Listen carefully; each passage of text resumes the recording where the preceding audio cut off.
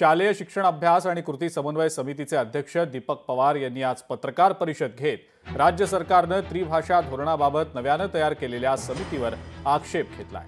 या समितीचे अध्यक्ष डॉक्टर नरेंद्र जाधव आहेत। मात्र नरेंद्र जाधव हे भारतीय जनता पक्षाशी संबंधित व्यक्ती आहेत आणि नरेंद्र जाधव हे संघाच्या जवळचे आहेत। त्यामुळे राज्य सरकारला हवा तसाच अहवाल नरेंद्र जाधव तयार करतील असा आक्षेप दीपक पवार यांनी नोंदवलाय।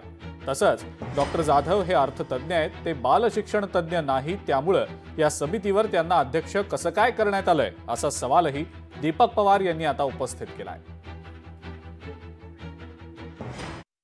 नरेंद्र जाधवांच्या समितीला दुसऱ्या कारणाने आमचा विरोध आहे। ते पुणे विद्यापीठाचे कुलगुरू होते, त्याच्या अगोदर ते रिझर्व्ह बँकेमध्ये अधिकारी आणि अर्थतज्ञ होते, त्यानंतरच्या काळामध्ये ते राज्यसभेवर आहेत।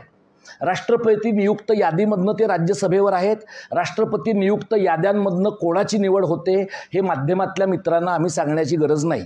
त्यामुळे संघ आणि भाजप परिवाराशी त्यांची जवळीक असल्याशिवाय नरेंद्र जाधव साहेबांच्या बद्दल आमच्या मनात वैयक्तिक अशा कोणत्याही प्रकारचा राग नाही। नवीन जी शैक्षणिक नीती आली, न्यू एज्युकेशन पॉलिसी, त्या पॉलिसीवरती मी काम केलेलं आहे। त्या पॉलिसीवरती आलेला पहिला जो ग्रंथ आहे, महत्त्वाचा ग्रंथ, तो माझाच आहे। Future of Indian education, future of education policy in India अशा या नावाचा।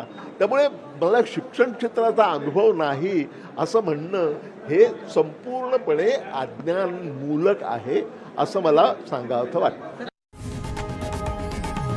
लोकशाही मराठी ऐका, पहा, जागरूक रहा।